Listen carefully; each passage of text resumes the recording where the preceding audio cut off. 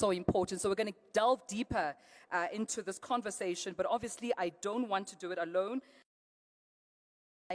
My guests to, of course, come help me in delving more into this conversation. So please allow me to introduce our panelists. When I do introduce you, please just feel free to walk on stage, choose a comfortable chair, and we'll get started. So the first guest or speaker joining us is rather a visionary entrepreneur, ladies and gentlemen. He is the co-founder and CEO. Thanks, Bob. He's the co-founder and CEO of CG Technology Group. He has developed 2 enterprise software applications. It's OK, a mental health app, which is designed for learners. And of course, Be Frank, which is a platform to improve employee health and to further enhance business performance. Please give a warm round of applause to Cody Gordon.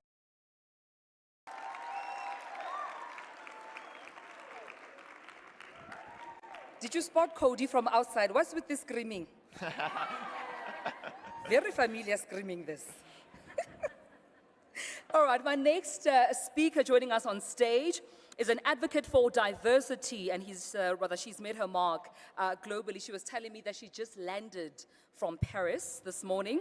Her diverse portfolio includes her legal background, international modeling career, her work as an activist, listed as BBC's top 100 inspirational women across the globe.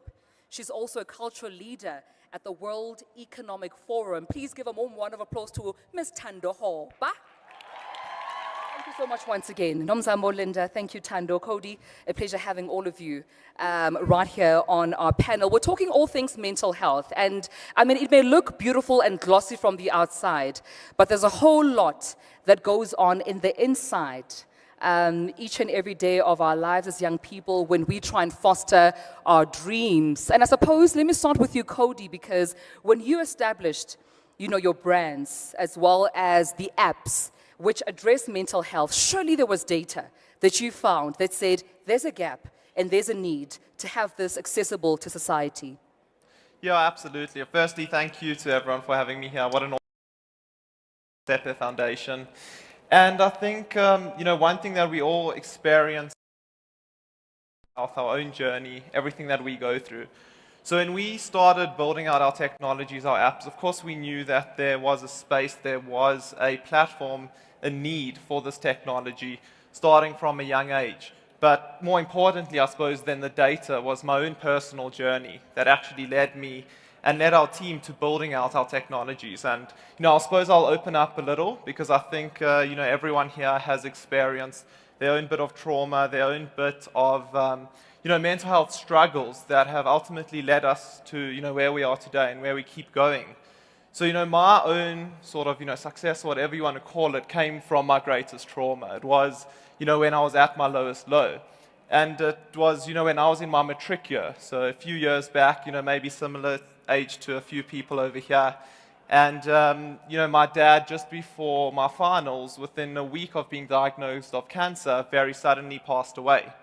And, that was an extreme event in my life. And basically, as the weeks progressed, as the months progressed from that event, I could see that I was no longer myself. I was no longer Cody Gordon.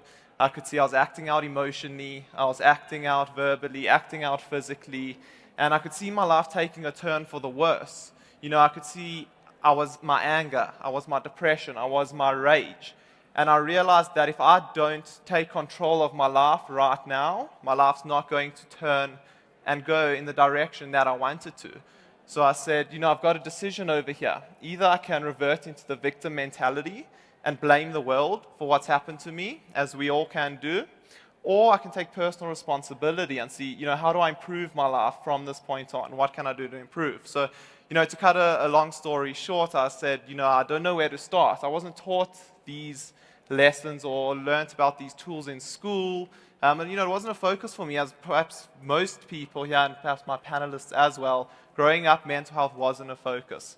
And I started studying the most successful people on earth, from career to business, relationships, sports, all different areas. And I thought maybe these high achievers have something to teach me. Maybe they can help me. And what I found is they all had a daily focus on mental health, well-being. And that allowed me to start visualizing and connecting my positive thoughts Right. to positive emotions, behaviors, quality of life, meditating. So really from my own personal experience and understanding that these tools exist, Right. and when you focus on them, there's an increased quality of life. Yeah. That's really what led us to building our technology. And I think there's one topic that we can all relate to, whether we hide it well or show it on our sleeves. It's mental health. It has a way of catching up. And it's quite insightful that you had a wake-up call. You knew that you had to make a decision, take some agency, and take back your life. But Thando, it's not always easy, right? Thando, for all those social media questions, I'll be reading them in just a moment, so keep them coming. I'll be checking up on them. But in the meantime, Cody, let me ask you this before I get into Slido. What are some of the warning signs or even red flags for burnout?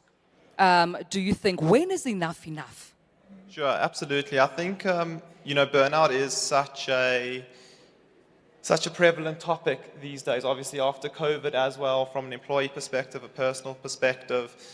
I think burnout is something that, from at least a personal perspective, self-awareness is absolutely critical to that. I think any topic that we speak about in relation to mental health, to our well-being, all those types of things, it always starts with awareness.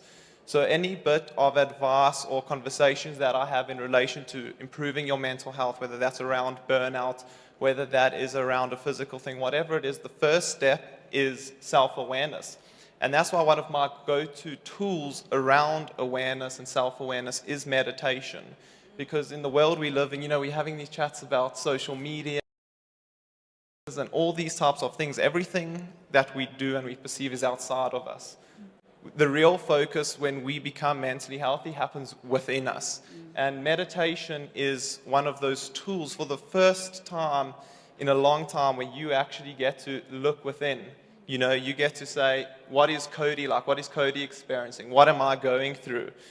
Is this right in my body? I get to think through all of these different issues that I may be experiencing in a work context, a personal context. And from there I can then decide, okay, this is what's happening. But the next step is where it becomes very important, because we all, as people, our whole experience is what do we think about certain events? And if we now choose to perceive this event as something positive, as something negative, something that we can grow through, then that changes how we frame the situation, and we can then move beyond that in a positive way. So, in relation to burnout, there's many different ways in which you can pick that up in a company context, just in relation to how people speak in meetings. I've got so much to do, it's just a job, I'm drowning. Those are early signs of burnout. And the earlier you can uncover that as an individual and monitor your own burnout levels, it has a major impact in what you do moving forward. So I think, be aware of the conversations happening around you. Be aware of your self-talk. How are you speaking to yourself? Because if you can flip any situation that you experience into a positive one, into something that works for you, you experience less burnout because you are experiencing more positivity. The same event's happening, but you're perceiving it in a positive light. So, if anyone is feeling burnt out or, a lot of anxiety, depression, etc., first step is start with your self-talk. How are you speaking to yourself? How are you framing events that are happening to you? Once you become aware of that, start flipping it to more of the positive side. And if you can pick up every time, what you're saying to yourself, you're already far ahead of the game. Because too often we go through life in an unconscious manner, just walking through the world, never actually looking within. But if we can start there, we can improve ourselves and everyone around us. That self-care is so important because, yeah, absolutely.